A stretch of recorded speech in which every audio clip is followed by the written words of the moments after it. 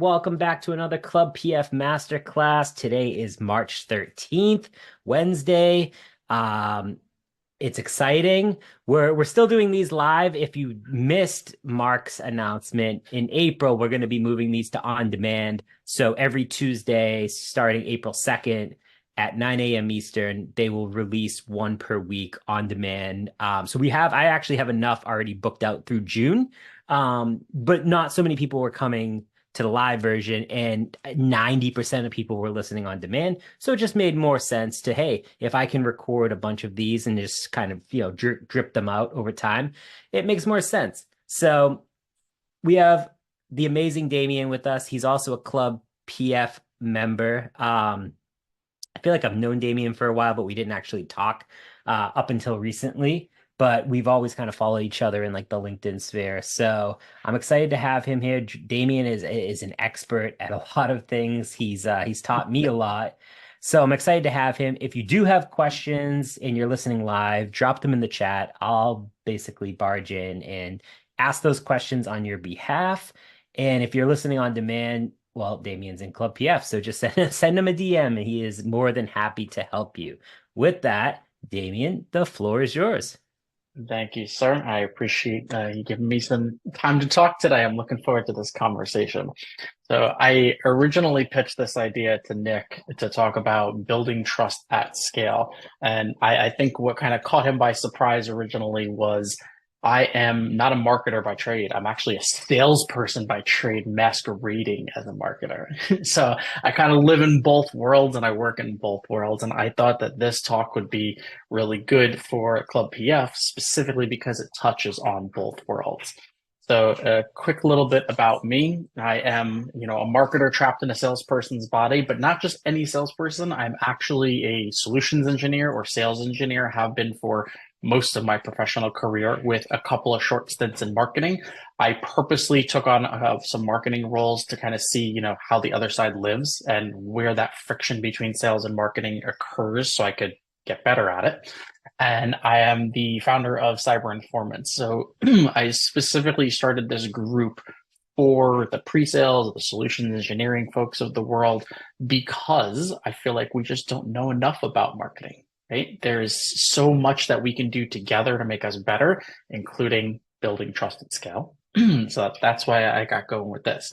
So without further ado, this is a kind of a perfect segue into one of my favorite phrases. I think everyone listening has probably heard this before, right? And it's a really good, people first mentality, which I think Club PF's really a core focus of is people buy from people, right? We don't look at somebody and say, oh, you know what? I read a webinar or a white paper and I have to buy something just because I read or watched that webinar.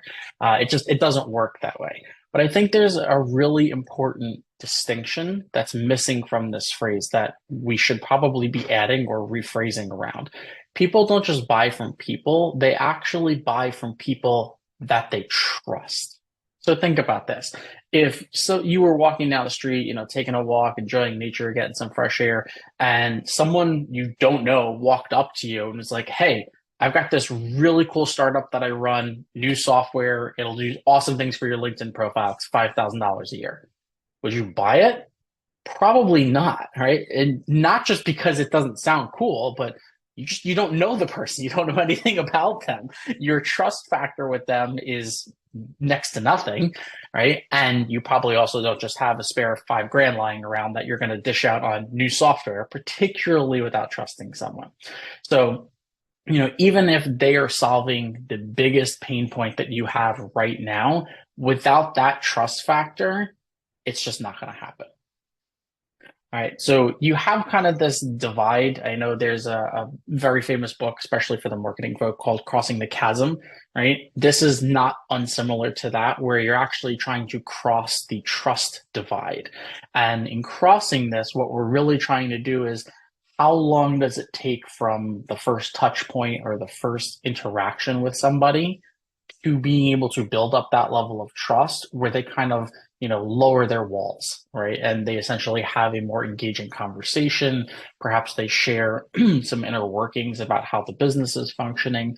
It's crossing this particular divide that makes it really important, both for marketing and sales, because the faster you get across the divide, the faster you can start to build up and then start to demonstrate value. Until you've done this, it's almost impossible to have an honest sales conversation because you both kind of know that you're really tap dancing around the fact that you're here to sell something, they're possibly here to buy something, but you're not going to get honest with each other until some level of trust has been established.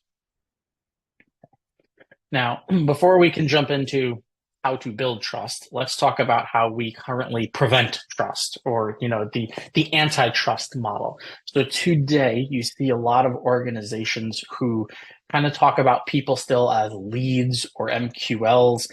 In the purpose here is you're actually treating someone not as a person, but almost as a number in a spreadsheet.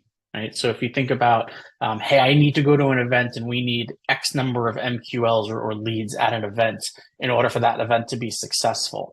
Well, that works when you're talking about spreadsheet exercises, but when you're actually having conversations with people going towards that trust factor, you actually need to look at it differently. You need to label it differently. Okay, and we'll get into that later. And other pieces are around, giving generic demos. This is actually a huge pet peeve of mine. I think there is so much work going on right now in the demo automation space. So many companies have product tours on their website. Just giving something that is so generic not only says there's no trust factor there, but you really are doing the bare minimum to engage with me as a prospect. Okay. Another piece here is posting about your company or product, particularly on social media. So what I mean by this is if you look at a lot of startups and, they usually post something like a blog post or a PR announcement or something inwardly focused about the organization. And you look at some of your social reach over a week, over a couple of weeks, a month, and you see, let's say you have 10,000 impressions for the month on a company page.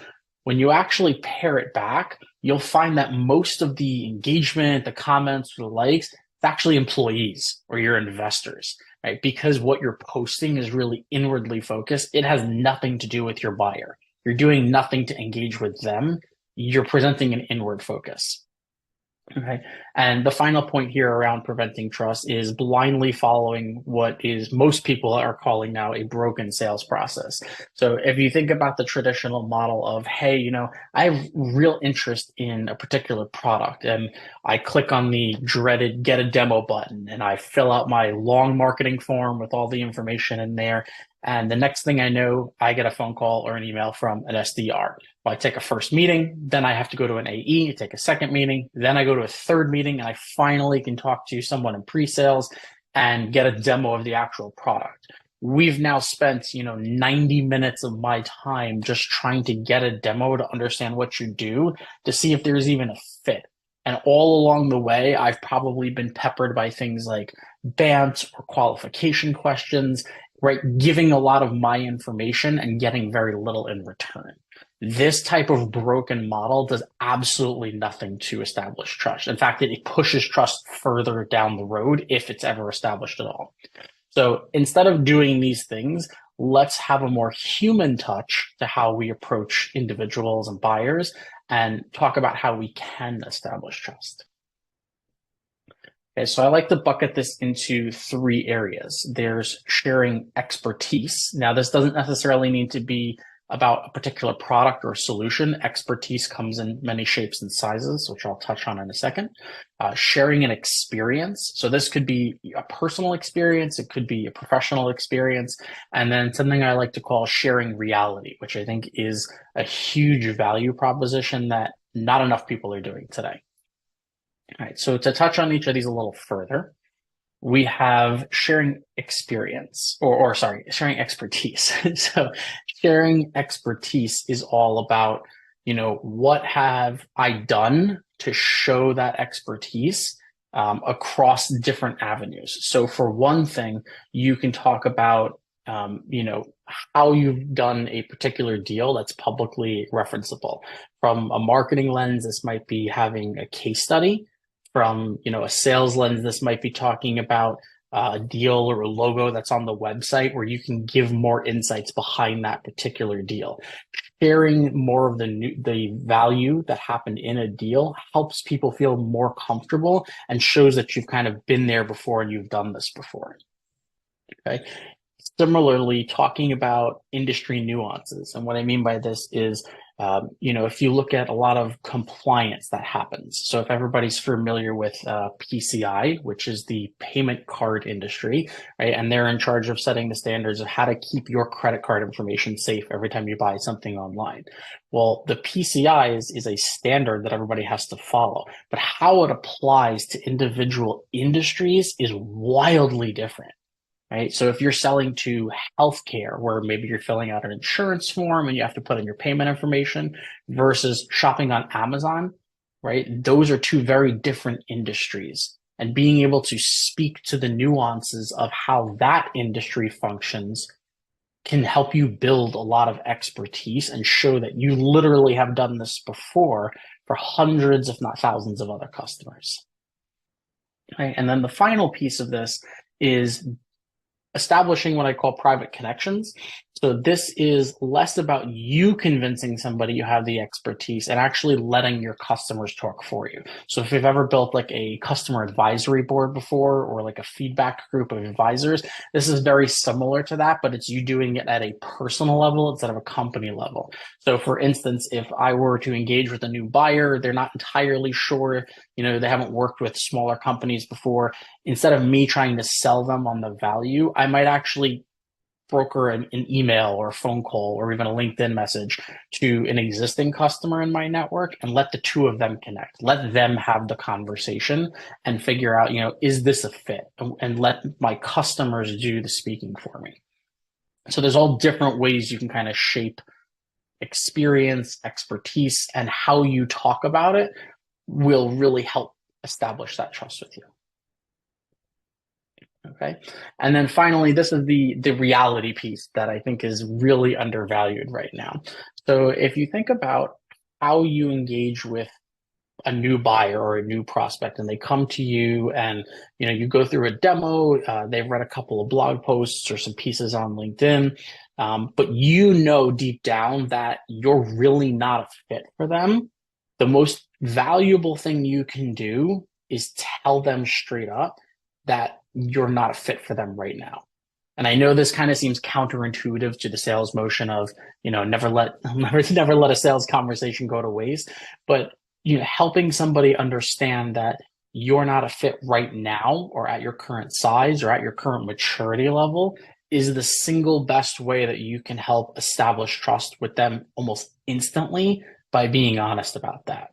Right. So I've had several experiences before where a customer might seem like a really good fit, but they're just too small for what we're currently selling. And being honest with them and saying, look, most of the customers who buy from us actually are at this maturity level. And based on what you've told me, you're probably a level or two below that. We'll gladly sell to you, but it probably won't end well in terms of, you're churning in a year or you're only using 20% of our solution versus waiting a year until you're in a better position. Not only have I personally seen several of those customers come back around, but the sales cycle when they come back around is significantly reduced because I've already banked that level of trust with them. So now that we've kind of talked about how you go about building trust, let's talk about how I personally have actually done this and then how I've actually scaled this at different organizations. So I like to wear two hats in this conversation because, as we said at the beginning, I have worked in kind of both roles. So putting on my marketing hat for the first part of this. So from a marketing perspective, there's kind of three things that I like to do when I'm starting out with this. First is defining my audience. It might seem like a very simple thing, but it's actually even more important to know who is in my audience and who isn't, because when I'm looking at, whether it's LinkedIn metrics or Reddit responses or having conversations, I need to also measure who in my audience is having those conversations with me versus, is it anyone? It could be somebody like a student doing research. It could be an analyst. It could be somebody who's outside my ICP. which might be helpful, but not valuable to the ultimate goal of generating revenue. So knowing what my audience looks like, and it could contain different types of people in my audience, is step number one. Okay. Step two is kind of figuring out where they like to hang out. I think we all know that everyone in the sales and marketing world is really hanging out a lot on LinkedIn these days, right? You can find quite a few people on there. But when it comes to technical audiences, so I've sold in cyber for over a decade, not everyone is on LinkedIn when it comes to cyber. So I have to kind of go and figure out, all right, well, where do they hang out? Is it Discord? Is it private Slack groups? Oftentimes I'll find a lot of developers on Reddit, right? Or Stack Overflow. Those are more of their hangout spots. Knowing the different hangout places of your audience is the next piece of this. And then finally, it's not about actually creating content, but creating a content theme.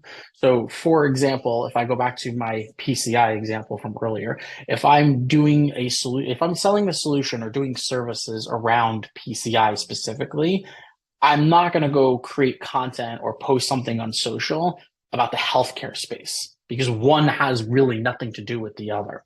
So the purpose of the content themes is to help. I usually do anywhere between 3 and 5.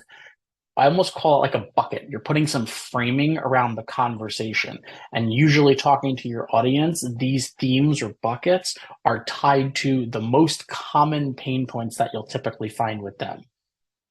Right. So if I have my audience and I have my, let's say, 4 pain points or 4 themes that are most prevalent to them from a problem perspective, then I've got all the pieces and I know where they hang out. I've got all the pieces together essentially that can wrap together, and I'm done from a marketing lens. Okay. Then I flip my hat, take my marketing hat off and put my sales hat on, right? So to complete the other half of this equation. For doing this on the sales side, now you're talking about engaging with the technical team. So this could be anyone from pre-sales. It could be a founder, it could be a CTO of your organization. You might have these skills yourself. A lot of product marketers often have, technical backgrounds that they could tap into. If you're comfortable doing this yourself, awesome. If not, go find a technical friend or somebody who can speak to the problem area. And this is the more of the sales side. So 3 things for them. First is going to be content creation. This could be anything from long form to video to quick social posts. The point is what they are comfortable with, or I kid you not, hire a ghostwriter for them. You have to do something that's going to get the name recognition for them to help build the expertise and the credibility, but in a manner in which they're most comfortable. So content creation comes, as we know, in many shapes and sizes, but it's really important to get it right for the individual you're working with. Like me personally, I'm terrible at video. I just do not record video because I know I will never publish it because I'm always overanalyzing it. I'm much better at written content, which is why I write a lot more. Second is distribution. So again, we've all seen creating content is only one half of the equation. You actually have to know how to distribute it. And I'm not talking in the traditional marketing sense here. So that's a really important twist. Yes, you want to put some stuff on your website. You'd like to publish some things consistently, right? On LinkedIn, we all know consistency is key here. But the distribution piece for building trust goes to sharing things individually with either prospects or industry analysts, people who are in your audience. So for me, this might be sending DMs on LinkedIn. This might be messaging people in Slack groups that I'm a part of one-on-one. That personal level of distribution shouldn't scale if you're just starting out with this. It should be something that is a one-off that you're doing one and one and one. And then as you start to build this program up, then you can scale it up, right? And then the final piece is creating those connections. The most important part here is throw everything you know about measurement out the window. This is not about tracking to revenue. This is not about pipeline building. It's purely about creating just connections with other human beings. Having those, whether it's a LinkedIn post or let's just say a blog post that you want to share, when I share things with people, I'm not sharing it under the guise of, hey, I need to get you into my pipeline, right? I'm sharing it as, hey, I wrote this. Could I get your thoughts? Or, hey, I know you're in healthcare. This new particular law or governance record came out, thought you might find this interesting. It's how do I add a drop of value in their bucket today without asking for anything in return? This is a long game. And Nick, I know you've spoken a lot about this online too. Justin Welsh is another person who's spoken very prominently about this. This is a long game. You will not do this overnight and see instant results. Yeah, For I've been at it for I've yeah. been at it for 4 years, and I feel like I feel like, what's interesting is like I feel like I saw a big like rise in within the last year. I've kind of plateaued, and I'm trying to figure out how to get that rise again, which is why, I mean, I don't know if LinkedIn's the right. I don't think that LinkedIn is the wrong channel. I just don't know if it's the channel that I should put all of my eggs in. Like for example, YouTube, I'm trying to learn as much as I can about YouTube because I think that's going to be a massive growth channel in 2024. And so like I'm putting up hundreds of videos. But yeah, I mean, I feel like people evolve, content evolves, like just your distribution evolves, like all of that. And that's okay too. That's right. Yeah, none of these things are static by any nature. It's just more of how you get started, pick somewhere to start, right? And just get going. You can evolve over time. But yeah, I mean, same thing. So this is the process that I went through in being able to create all of this, both on the marketing and sales side. I did this myself personally first before I scaled it to show that we can get some results out of this. So a funny thing actually happened out of this. Similar to Nick's experience, I did this for about 6 months, primarily focused on LinkedIn. And for a while, it was kind of like talking to myself, right? I got a couple of likes here, some slow engagement there, but for the most part, I wasn't seeing anything in my audience really coming back to me and personally engaging with me. So I was kind of feeling down about it. But the funny thing that happened was I started going to meetings one week, sales meetings. And in these sales meetings, I would take were with prospects that like I'd never met before, I never engaged with them before. And I went into the meeting and all of a sudden, I say my name, do my quick intro of who I was. They are like, oh, I know you. You're on LinkedIn. You posted about this, or I read your comment about that. And I was like, really? And I went back and looked, and they never engaged, right? A lot of people who are on a lot of these social channels don't always engage, which is a really important thing to remember. One, because you may not see their engagement, and two, you can't measure it. I will repeat this 1,000 times. You cannot measure it. It is just something you have to learn from experience. So the more meetings I went to, I would say in about 70% of my meetings after month 6, month 7, I had to spend a lot less time talking about who I was, what my company did, like why we were having the conversation, because they had seen content from me around the problem area. They had seen content from me, like my point of view and giving an opinion on things.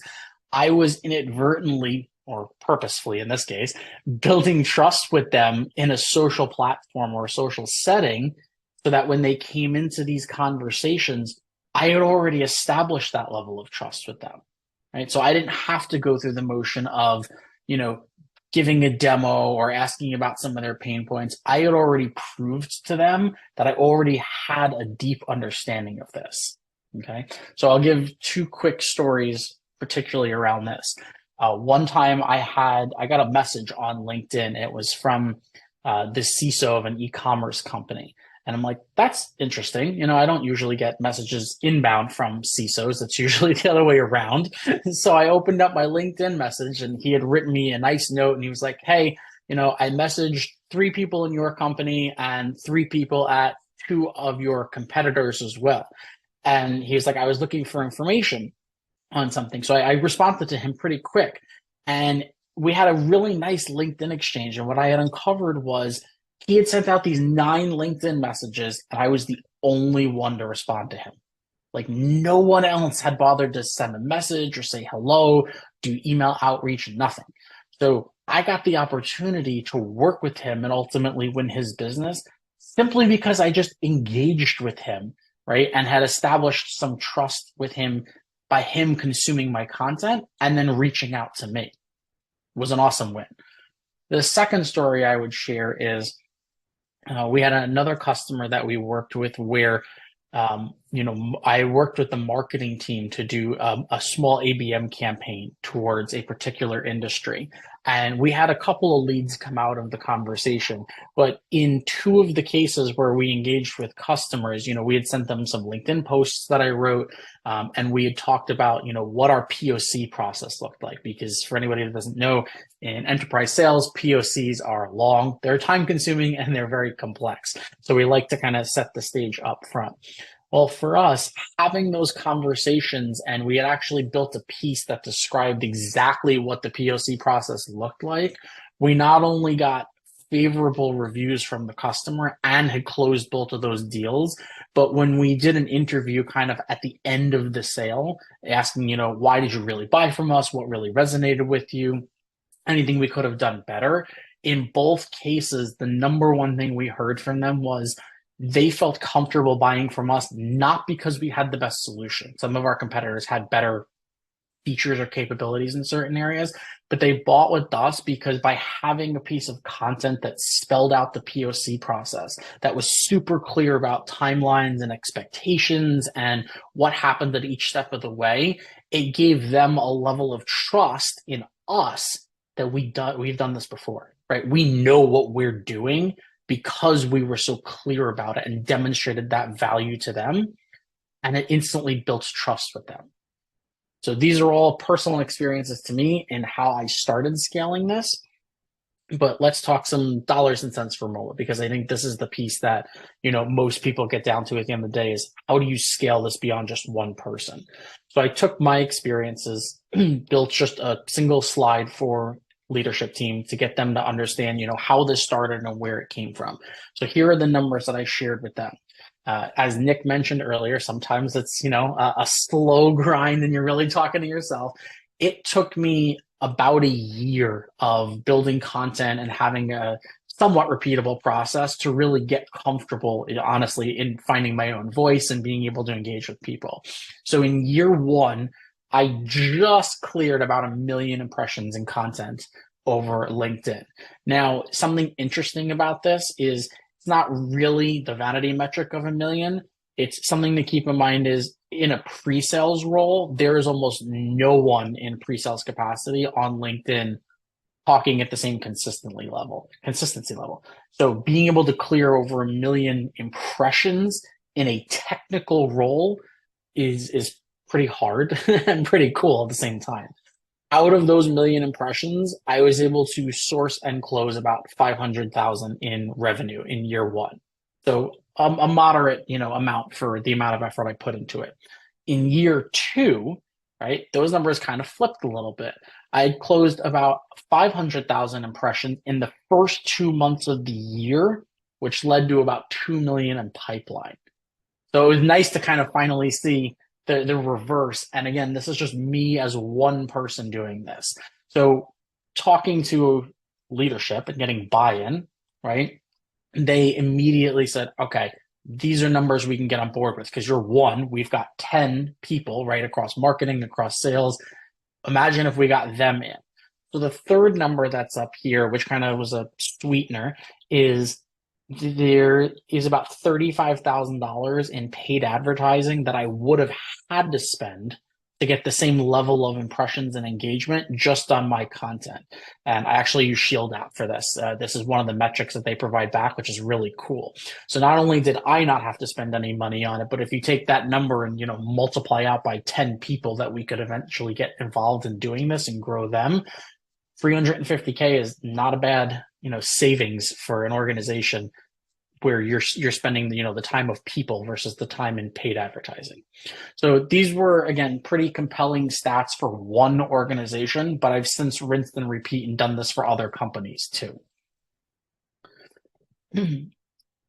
So the last piece I'll talk about here is marketing and pre-sales teams kind of uniting together. And this is something I'm big about, especially in 2024, is leaning full tilt into helping those in pre-sales work more closely with marketing and actually learn a few marketing skills so that they can repeat this as an individual, but also work with marketing to then help scale this up. So as we talked about earlier, kind of step number one is making sure that everybody's aligned on the audience, kind of your messaging, your content buckets, and what it is you want to say to help showcase or build that expertise. Right. So for marketing teams, that involves, providing some sample content to the pre-sales team. What does good look like? How can they get started? Where can they, pick up some topic suggestions from? Basically give them guidelines around what your expectations look like. On the pre-sale side, right, we talk to customers all day long. We have so many insights, so many perspectives. Provide a unique view.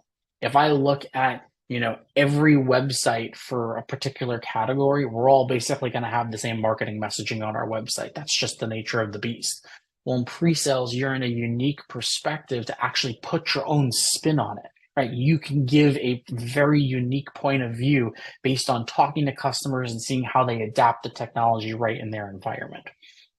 And a pro tip for both teams, if you work for an organization where you do enterprise sales, you sell a more complex tool or a complex solution, if your pre-sales team goes through proof of concepts or proof of values, that is the number one place to get the best insights around what buyers care about most. So while it might be documented somewhere, maybe it's not documented at all, talk to the people in pre-sales and pre-sales teams. You should, definitely feed this back to marketing, ask them to feed it back to you.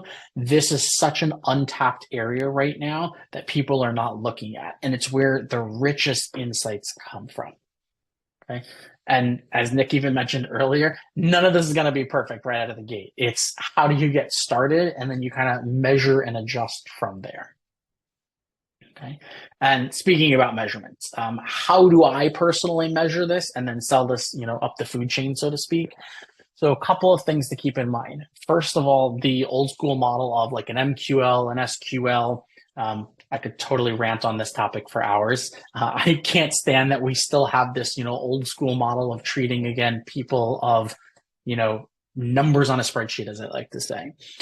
For me, I actually suggest as best you can, still keeping track of these if you have to from a leadership, KPI perspective, but I also change the categories.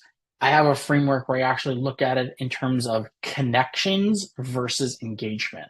And the way that I define the difference here is how many conversations or individuals are you connecting with, and how many of those convert or eventually become some level of engagement. Right? Engagement can be very simple. It could be how many people come in for a demo, right? How many folks then move on to a POC or a POV? How many just go straight to buying something, right? If you don't have a complex solution. We're not talking about sales stages, but we're talking about how do people come in to buy and what does their experience look like from first connection point to more complex engagement with you. And that's how I delineate and measure the difference between the two. The larger that conversion rate, the more I know that I'm reaching my audience. Okay. The next piece I look at is time to the next stage. Again, not talking necessarily in terms of sales process or sales pipeline. That is a dangerous metric to look at in this regard because there are a lot of nuances to it. What I'm looking at is if I'm having a conversation with someone and they do move to engagement, and then that engagement then becomes something complex like a POC, how are they moving to these different stages in terms of length of time? That length of time really matters because it tells me two things. One, am I talking to the right audience? And two, how much of a priority is this for them? Right? If you've ever been involved in a POC or you've reviewed POC documents from the sales team and you've noticed, hey, the average POC, like in cyber, for example, the average POC is anywhere between 6 and 9 months just for the POC. That doesn't even include the upfront, marketing nurture, the initial sales conversations, just the POC.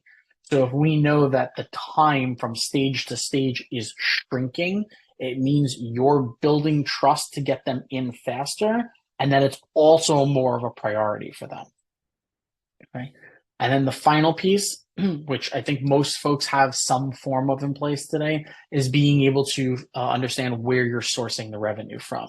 So surprisingly, and I'll only speak to cyber in this case, but I actually did research last year looking at contact us forms and request the demo forms. And I looked to see how many of them allow one, any kind of, how did you hear about us type metric, and whether it was a drop down or free form.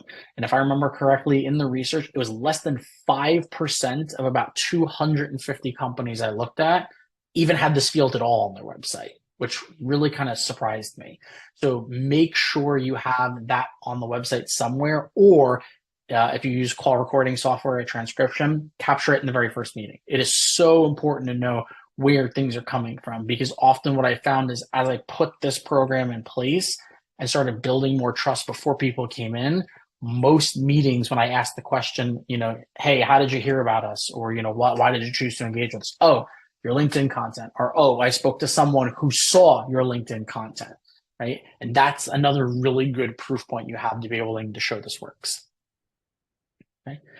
And then not to leave everybody with a little bit of homework here, we want to make sure you get some steps that you can start today. So 3 things I would say as a takeaway: add that freeform lead source piece to your website. It is so important, not just for this, but just in general, being able to track where people are coming from. If you're on the marketing team, I highly recommend you go out and find a friend in pre-sales. And if you need help with that, DM me. I will help you with that.